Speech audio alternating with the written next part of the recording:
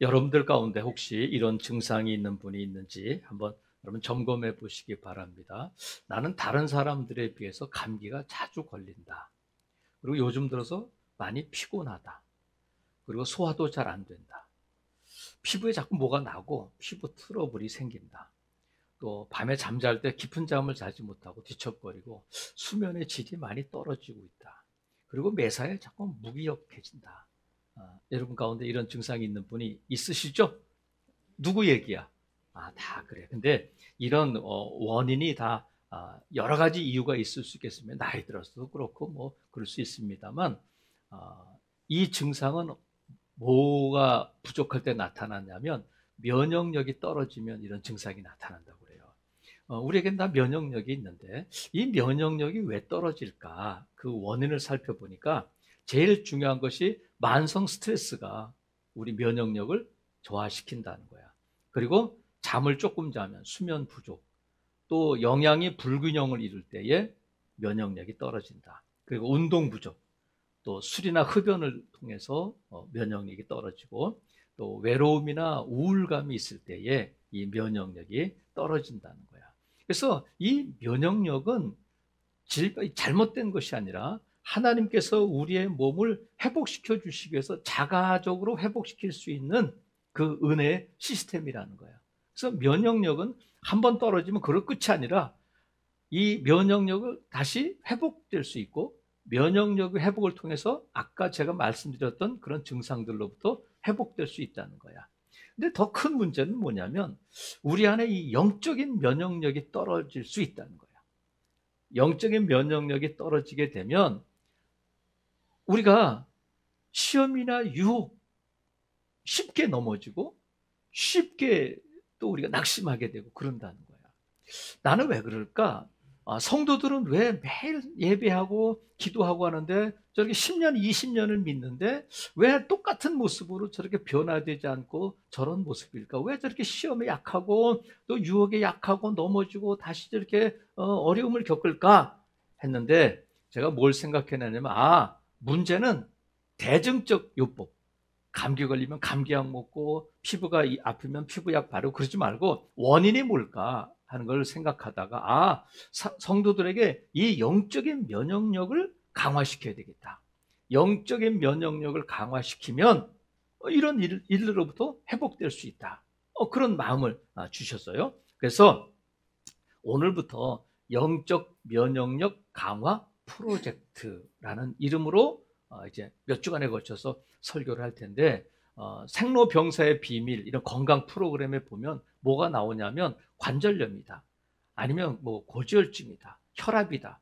그러면 그런 증상이 있는 사람들을 몇 명 이렇게 선발해 가지고 병원에 와서 검사를 받은 다음에 의사의 처방에 따라서 운동해 봅시다, 식단을 바꿔 봅시다, 뭐 이렇게 해 봅시다 해가지고 2주 내지 3주 정도 한 다음에 다시 병원 가서 검사를 해보면 뭐가 좋아졌고 뭐가 좋아졌고 정말 좋아졌습니다 하는 걸 보여주는 프로그램이 있어요.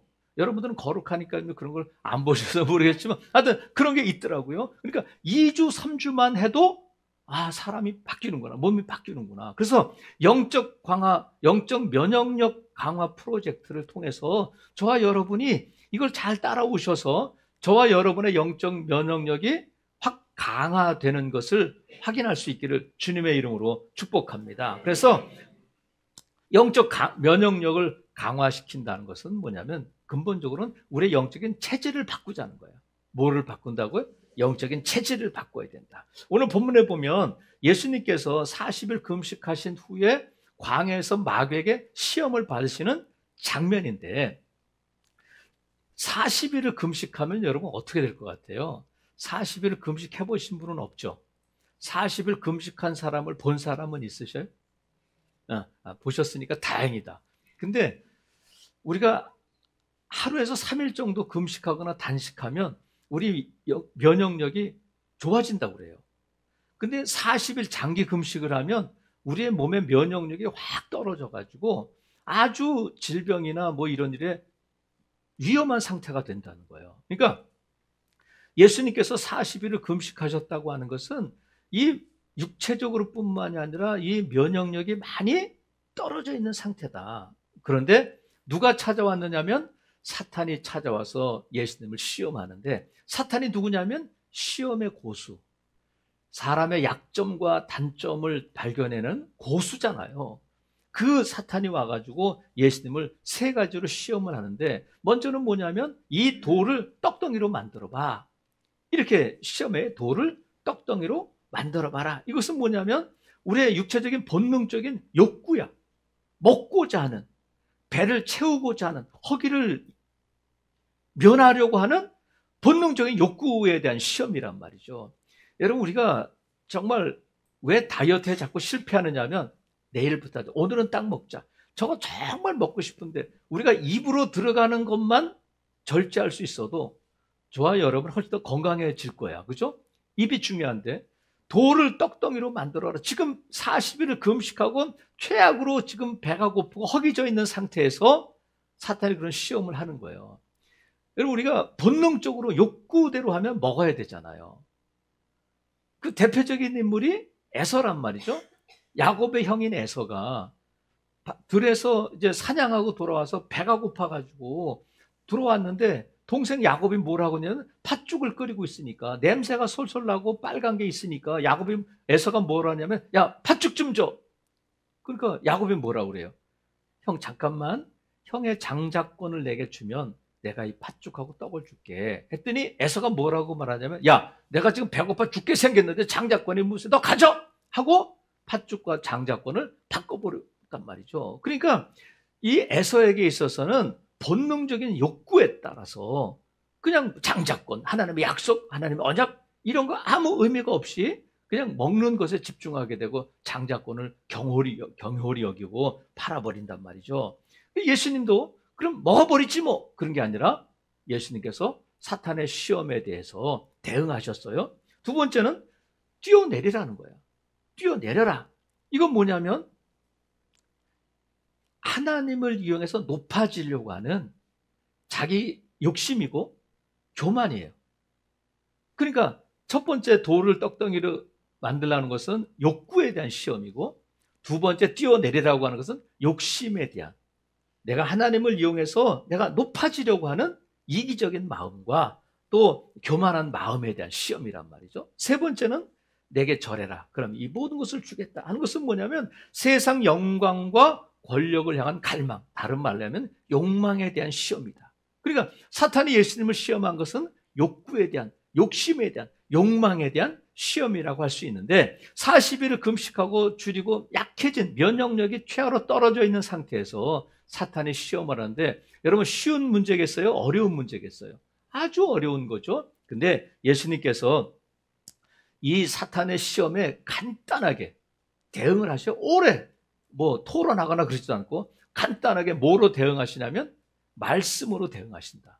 세 문제에 대해서 답을 말씀으로 내주셔서 그 시험을 물리치신단 말이죠. 근데 첫 번째 보면 4절에 보니까 예수께서 돌을 떡덩이로 되게 하라 하니까 예수께서 대답하여 이르시되 기록되었으되 사람이 떡으로만 살 것이 아니요 하나님의 입으로부터 나오는 모든 말씀으로 살 것이라 하였다. 이렇게 말씀하셔요. 기록되었을 때 어디에 있느냐면 신명기 8장 3절에 이 말씀이 있는데 이 말씀을 인용하신 거예요. 그러면 이 신명기 8장은 하나님께서 모세를 통해서 이스라엘 백성들에게 가나안 땅에 들어가기 바로 직전에 이스라엘 백성들에게 설교하신 내용이에요. 근데 그 본문에 보면 뭐가 나오냐면 하나님께서 너희를 낮추시고 줄이게 하시고 너 조상도 먹지 못했던 만나를 먹이신 것은 그 이유가 뭐냐면 이 말씀이야. 사람이 떡으로만 살 것이 아니요 하나님의 입으로부터 나오는 모든 말씀으로 살 것이다 하는 것을 가르쳐 주시기 위해서 40년을 허락하셨다는 거예요. 그러니까 지금 예수님께서는 뒷부분만 이용하셨지만 왜 이스라엘 백성들이 그 말씀을 들은 데가 어디냐면 광야야. 광야 생활을 할 때 그 말씀을 들었고 예수님 지금 어디서 시험을 받으시냐면 광야에서 이 시험을 받고 계신 거예요. 물론 장소적으로는 다르지만 광야라는 면에서는 같은 거예요. 근데 하나님께서 이스라엘 백성들에게 말씀하시기에 야 40년 동안 내가 너에게 가르쳐 줄 것이 있어. 너희가 40년 동안 뭘 배워야 되는 이것만 배우면 돼. 그것이 뭐냐면 사람이 떡으로만 살 것이 아니요 하나님의 입으로부터 나오는 모든 말씀으로 산다는 것만 배워라. 다른 거 뭐 신경 쓸 거 없어. 어떻게 뭐 주식을 할 것이냐, 뭐 아니면 뭐 아파트를 살 것이냐, 이런 거 신경 쓰지 말고 이것만 배우면 된다. 그런데 이걸 배우도록 하기 위해서 하나님이 그들을 낮추셨다는 거예요. 낮추시는 것은 뭐예요? 낮아지고 낮아지고. 여러분, 우리가 살다 보면 정말 벌레처럼 낮아질 때도 있잖아요. 모욕당하고 무시당하고, 언제까지 내가 이 자존심 꺾고 더 낮아져야 될 것인가. 이제 끝인 줄 아는데 1층 밑에 지하 1층이 있고, 지하 1층 밑에 또 이제 끝인가 보다, 더 이상 내려갈 데가 없는데 또 내려가게 되고, 이런 시절을 맞을 때가 있다는 거예요. 그리고 줄이게 하셨다는 거예요. 줄인다는 것은 뭐 단순하게 배만 고프다는 것이 아니라 결핍이 있잖아요. 어떤 때는 건강의 결핍이 있고, 어떤 때는 재정의 결핍이 있고, 어떤 때는 관계의 결핍이 있어서 정말 내가 채워지지 않는 것 때문에 막 헤매고 다닐 때가 있잖아요. 근데 사탄이 우리를 시험하기도 하지만 하나님께서 우리를 줄이게 하시고 낮아지게 하실 때가 있다는 거예요. 왜? 이걸 배우도록 하기 위해서. 뭘 배우냐면 사람이 떡으로만 살 것이 아니요 하나님의 입으로부터 나오는 모든 말씀으로 산다는 것을 가르쳐주게 하시고, 아, 하나님만 의지하라는 것이구나. 하나님이 매일 만나를 주신 것은 기적적인 방법으로 주시는 거거든요. 하나님만이 가능해요. 그러니까 이스라엘 백성들은 광야 40년 동안 배고프지 않으려면 누구만 바라봐야 되냐면 하나님만 바라보는 거예요. 근데 우리가 이렇게 말씀드리면 사람이 떡으로 사는 것이 아니라 떡으로만 살 것이 아니요 하나님의 입으로부터 나온 모든 말씀으로 산다. 그러니까 아, 떡은 육체를 살리고 말씀은 영혼을 살리니까 육체를 따라 살지 말고 영혼을 따라 살라는 말씀이구나. 이렇게 미리 생각하고 자기 나름대로 설교를 진행해 가는 사람이 없기를 바라요. 떡으로만 산다는 것은 아, 육체를 살리고 말씀은 영혼을 살리는구나. 그게 아니잖아. 오늘 본문에 사람이 떡으로만 살 것이 아니요 하나님의 입으로부터 나오는 모든 말씀으로 산다고 할 때 여기 영혼이란 말이 없잖아요. 그죠? 야, 너 육체를 위해서 떡 먹지, 밥 먹지, 돈가스 먹지. 영혼을 위해서는 말씀 먹어야 돼. 이 말씀이 아니라 우리의 생존, 육체적으로는 영혼이든 우리의 삶의 문제에 있어서 우리를 살리는 것이 뭐냐면 말씀이라는 거예요. 믿으시면 아멘. 우리의 영혼의 문제가 아니라 정말 내가 이 삶을 살아가는 데서 무엇으로 사느냐면 나를 살게 하고 나를 살리는 것이 뭐냐면 하나님의 입으로부터 나온 모든 말씀이 나를 살리신다는 거야. 여러분, 그래서 이 떡으로만 사는 자는 살았으나 죽은 자다. 말씀으로 사는 자는 정말 산 자답게 사는 자다. 그런 말씀이거든요. 그러니까 너희가 살아있으나 죽은 자의 모습으로 살지 말고 산 자의 모습으로 살아라 하는 것이 사람이 떡으로만 살 것이 아니요 하나님의 입으로부터 나온 모든 말씀으로 산다는 거야. 여러분, 저와 여러분이 낮아졌을 때에, 정말 더 이상 벌레같이 낮아졌을 때에, 그리고 내가 정말 영양적으로 결핍하고 재정적으로 결핍해 있을 때에 우리의 욕구, 욕심, 욕망이 최대치로 올라와 있을 때에 정말 먹고 싶다, 정말 저 자리에 가고 싶다, 정말 저걸 이루고 싶다, 정말 내가 저 자리에 가고 싶다 할 때에 무엇이 나를 살리냐면 그 욕구, 욕심, 욕망을 누르고 나를 살리는 것이 말씀이라는 거야. 그래서 저와 여러분이 먼저 이 말씀으로 우리의 영적 면역력을 강화하려면 말씀의 능력을 믿어야 돼요. 말씀이 나를 살릴 수 있음을 믿어야 돼요. 내가 낮아졌을 때에, 내가 결핍할 때에 말씀이 나를 살릴 수 있음을 믿어야 된다. 그래서 여러분, 하나님은 말씀으로 천지를 창조하신 거예요. 예수님은 각종 병든 자들을 뭘로 고치냐면 말씀으로 고치신 거예요. 말씀, 병에서 노일지어다, 건강할지어다 하면 건강해진 줄로 믿습니다. 죽은 나사로를 뭘로 살리시냐면 나사로야 나오라, 말씀으로 살리신 거예요. 그래서 듣는 자는 살아나는 거예요. 그리고 영적인 문제가 아니라 하나님께서 말씀을 보내서 우리를 치유하신다는 거예요.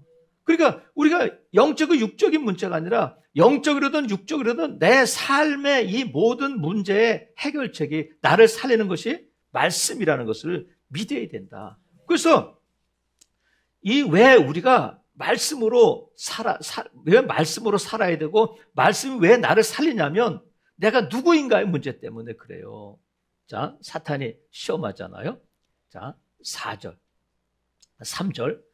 시험하는 자가 예수께 나와서 이르되 네가 만일 하나님의 아들이라면, 이렇게 물어봐요.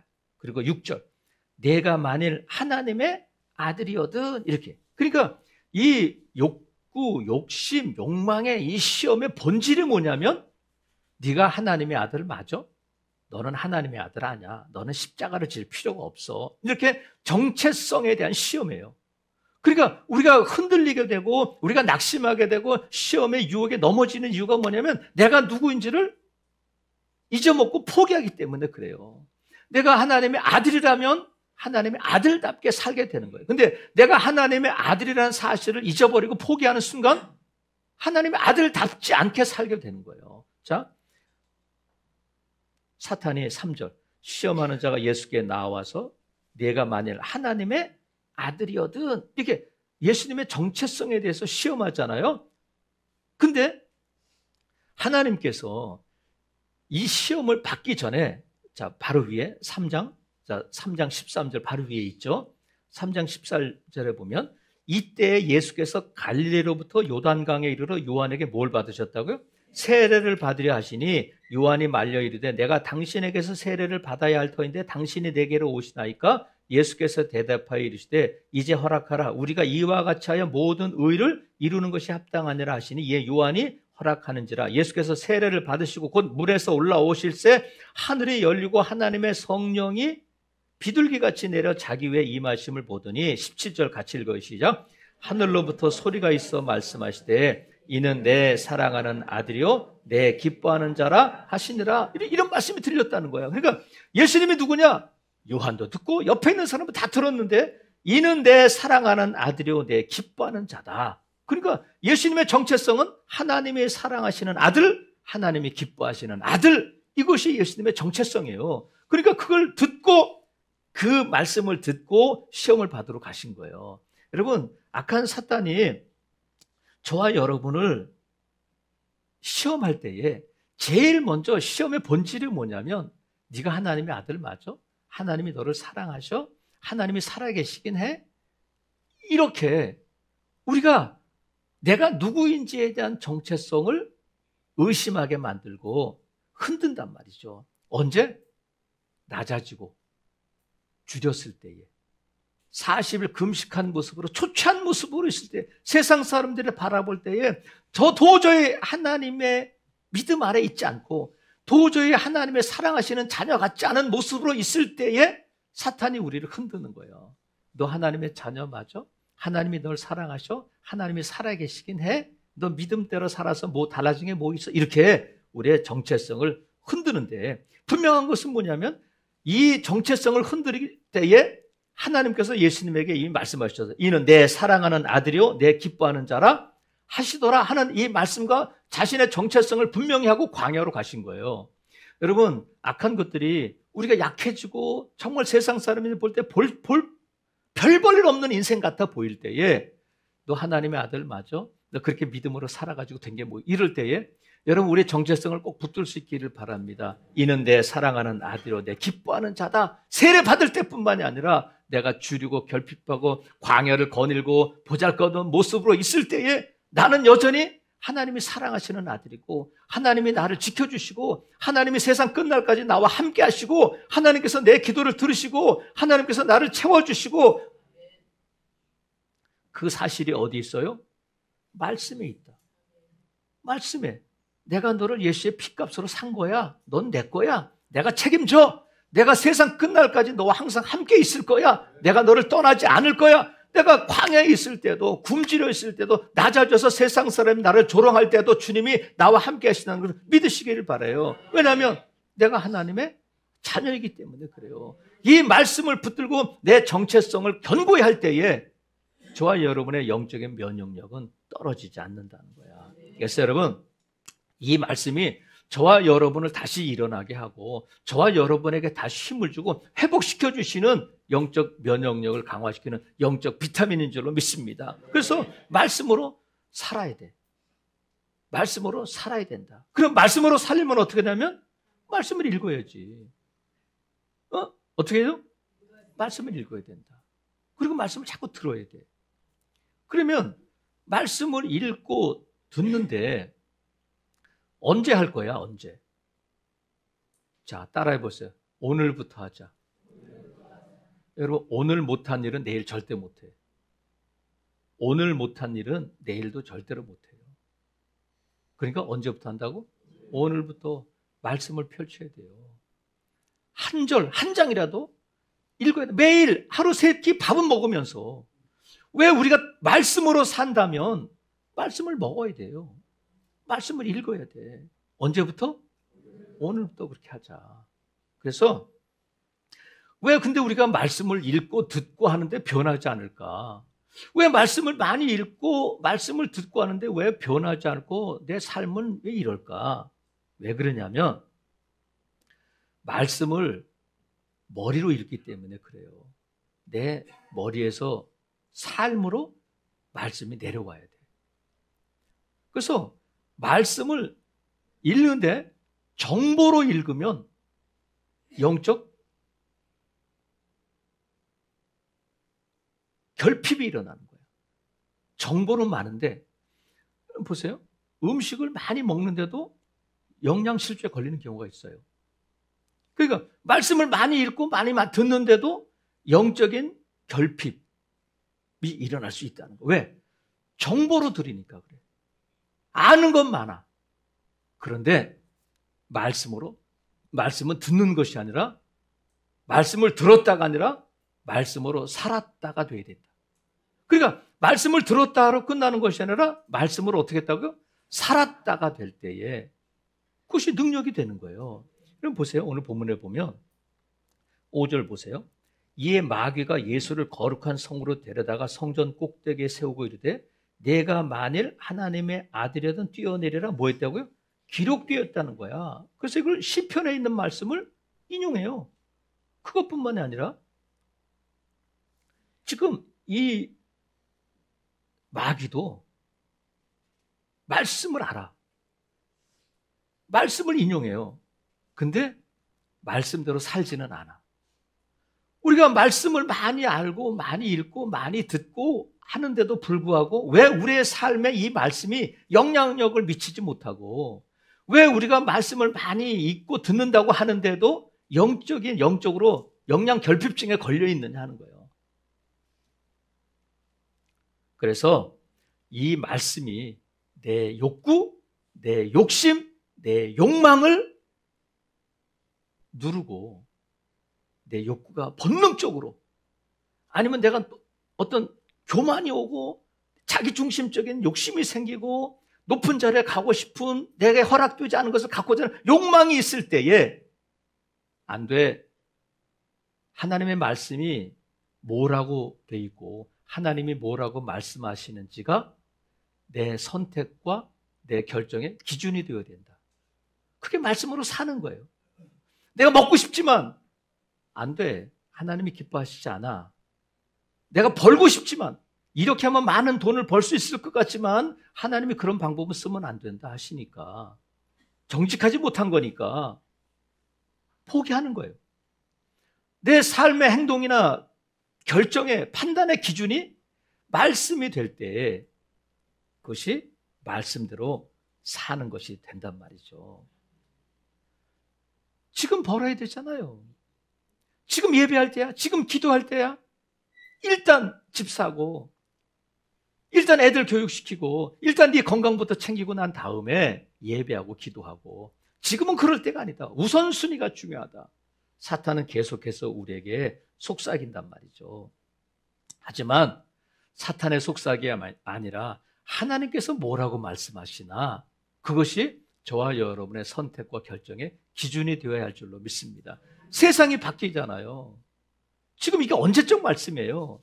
2000년 전의 말씀이고 예수님이 신명기를 인용할 때는 벌써 예수님 오시기는 1400년 전 일인데 지금으로 3400년 전의 말씀에 대해서 우리가 왈가왈부하고 그 말씀이 과연 아이고 예수님은 그럴 수 있지만 모세는 그럴 수 있지만 우리에게도 과연 그 말씀이 유효할까? 여러분, 하나님의 말씀은 살아있고 활력이 있어서 영원부터 영원까지 1.1핵도 떨어지지 않는 반드시 이루어지는 말씀인 줄로 믿습니다. 이스라엘 백성들이 광야에서 그 말씀 설교를 들었고 2000년 전에 지금 제자들이 이 말씀을 들었을 때에 오늘은 광야를 지나는 오늘 우리가 이 말씀을 또 듣는 거예요. 왜냐하면 이스라엘 백성들은 실패했지만 예수님께서는 말씀으로 이기셨어요. 그래서 너희가 세상에서는 환난을 당하고 너희가 어려움을 겪을 수 있지만 담대해라. 내가 세상을 이겼다 말씀하셨어요. 그 승리를 우리에게 주시기 위해서 말씀으로 된다.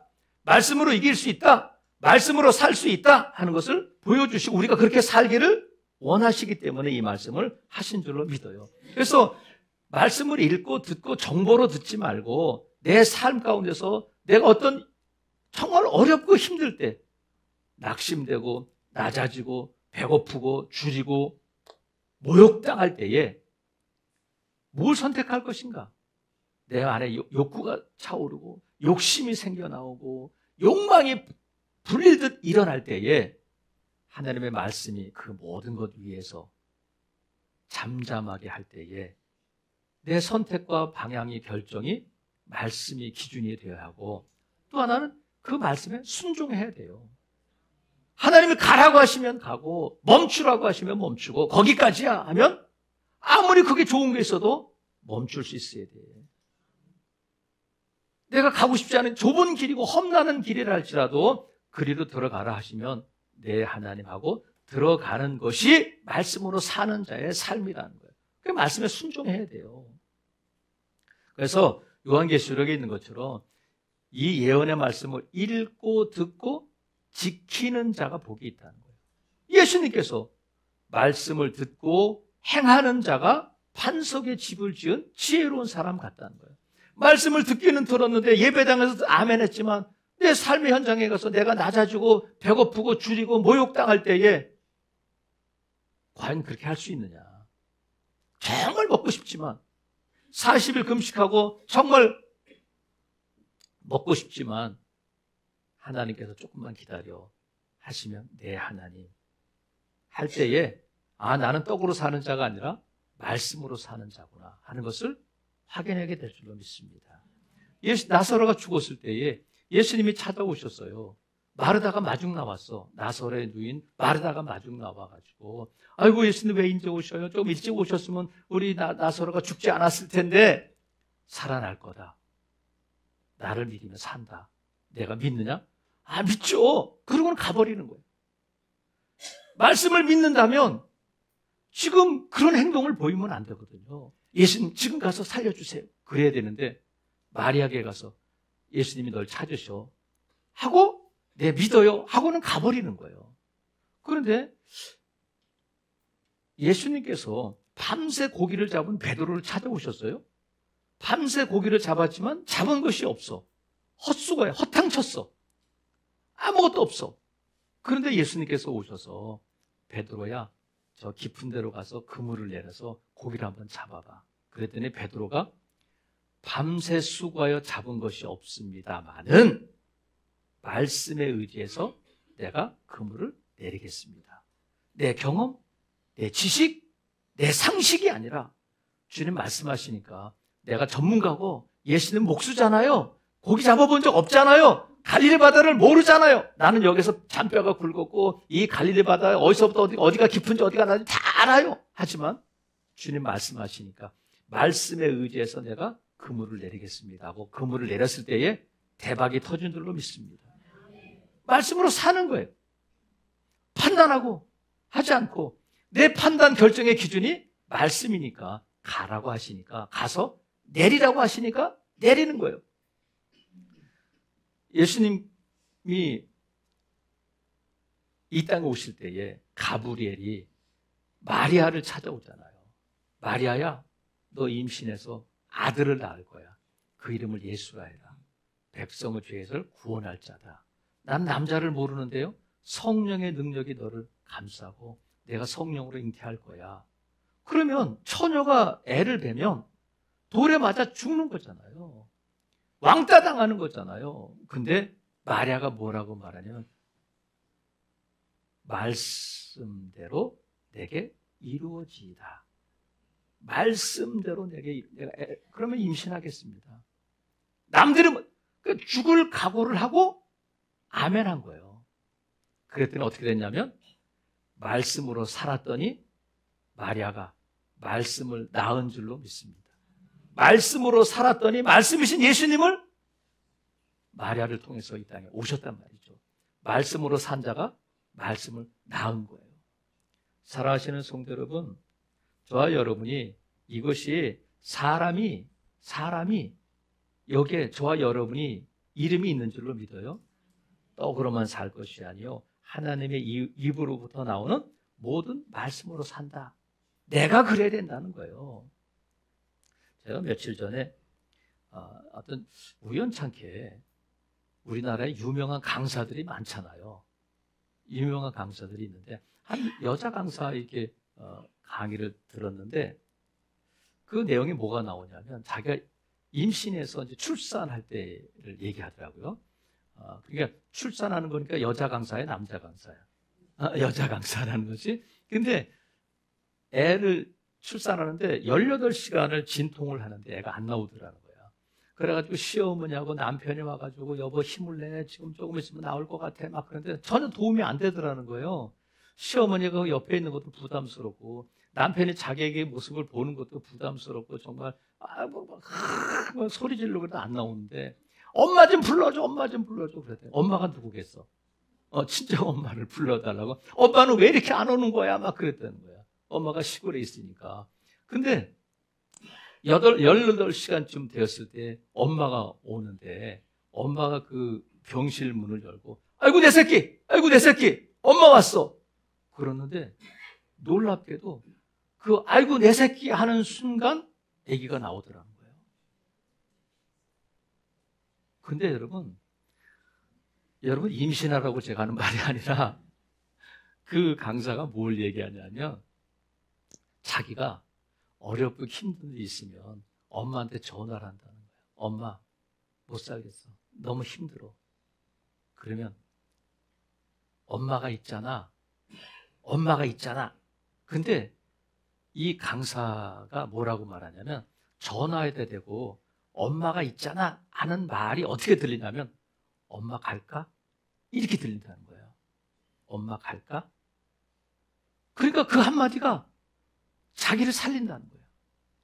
여러분, 우리 주님이 내가 세상 끝날까지 항상 너와 함께 있겠다 말씀하셨어요. 우리가 낮아지고 줄이고 정말 살기 힘든 상황일 때에 하나님 뭐라고 말씀하셔요? 내가 도와주랴?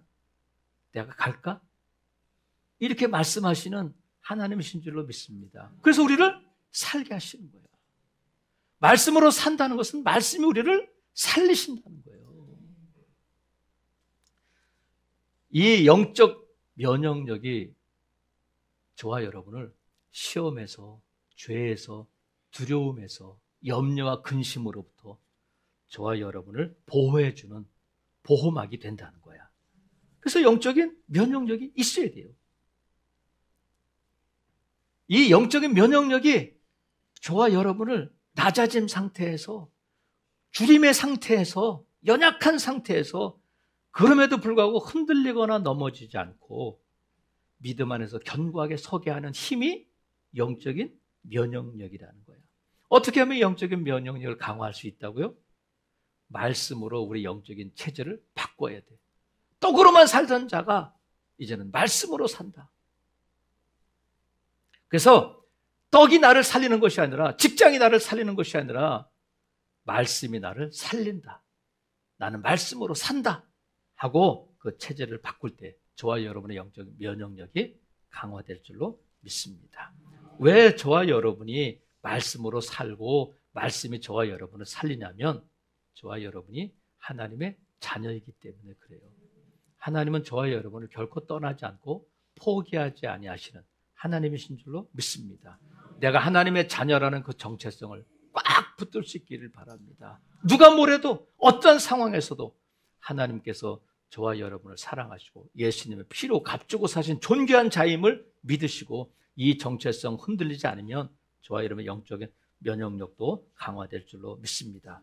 오늘부터 말씀을 읽으십시오. 그리고 말씀이 저와 여러분의 선택과 결정의 기준이 되기를 바랍니다.